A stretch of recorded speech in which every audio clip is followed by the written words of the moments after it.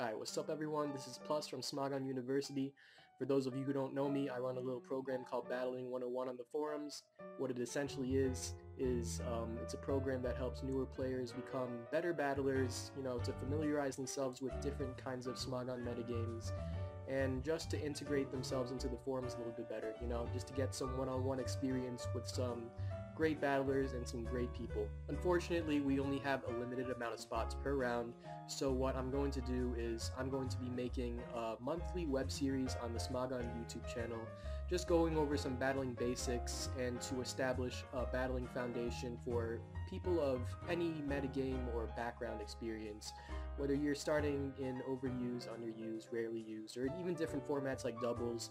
Hopefully this battling web series will help you establish a more solid foundation on battling mechanics and competitive battling as a whole. Alright, so without further ado, let me introduce you to our first episode, which focuses on win conditions. Now, win conditions, they can go pretty deep, and I just want to keep this video short. So what I'm going to do is I'm going to narrow down this video to some win condition basics.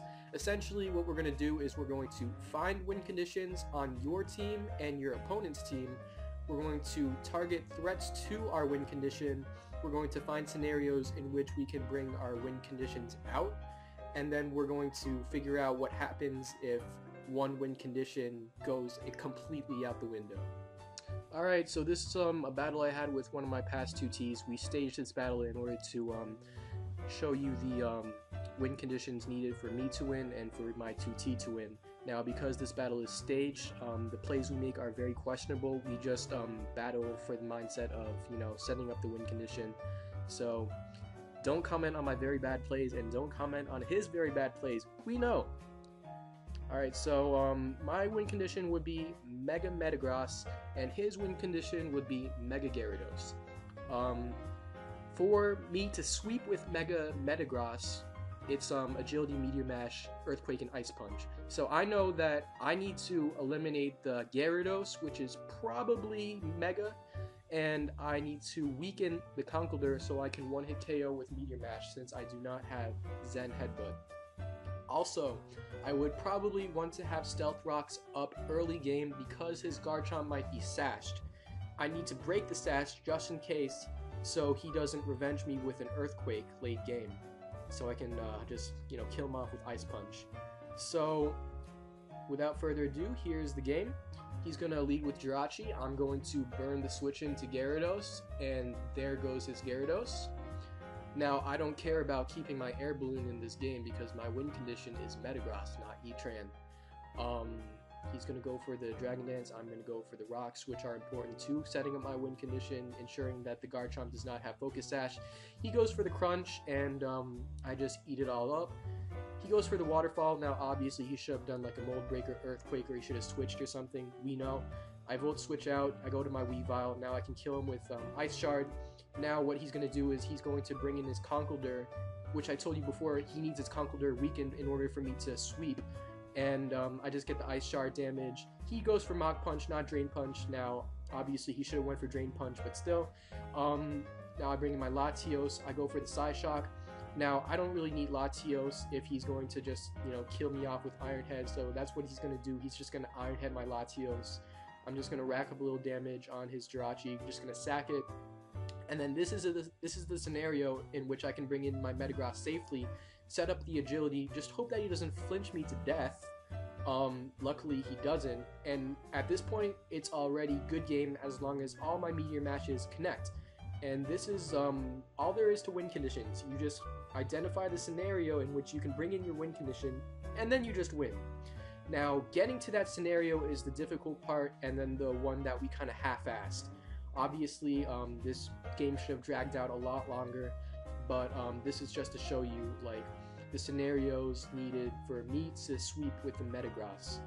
It will obviously be a lot more convoluted with different types of plays in a real game, but this is just to illustrate the point of what a win condition sweep would look like. Alright, so if you thought that was a fast battle, this is going to be even faster. This is the second battle I had with my 2T. This time it's in the mindset of him sweeping me with Mega Gyarados. Mega Gyarados is his win condition. I have a very, very weak team. gets completely wrecked by a Mega Gyarados. But I do have some responses. I do have Rotom, which can take a non-boosted Earthquake from the Mega Gyarados. It can take a +1. I have a Scarf Latios that can do about 60% to Mega Gyarados, so even if it gets like a +1 Dragon Dance on me and its speed is boosted up, I can kill it with the Draco Meteor if it's weakened enough, so I'd want to get Rocks up.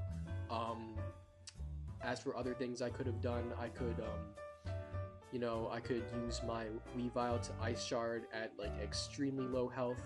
But anyway, here's what we're going to do. We're going to lead Heatran and Jirachi.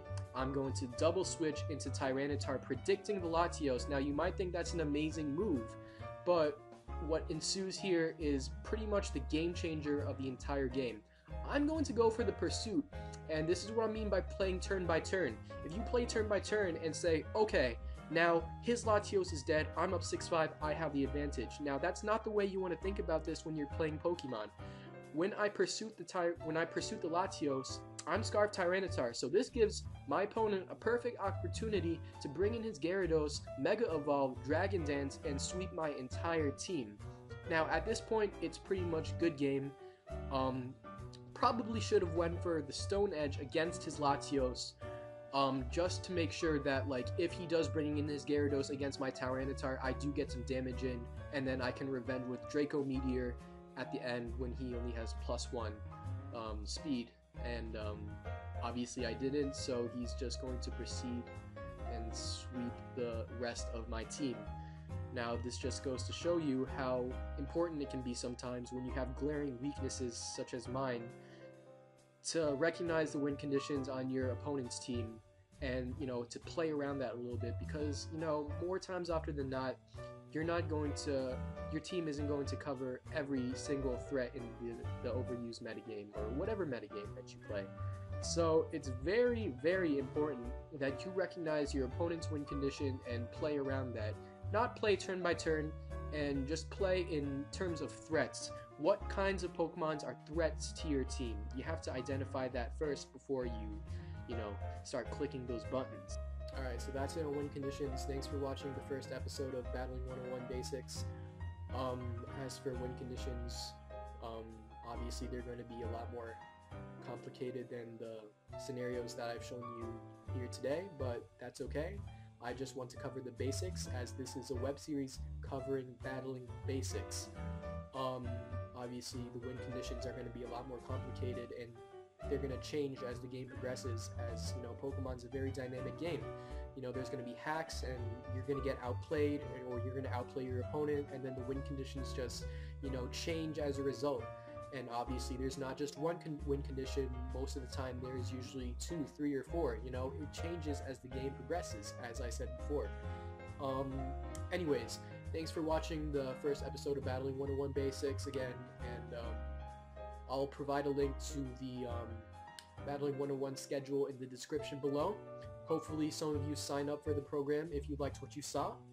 And yeah, I'll make another video next month, or maybe even more if time allows me to. I really enjoyed making this video. Yeah, I hope to see you guys soon. Peace out.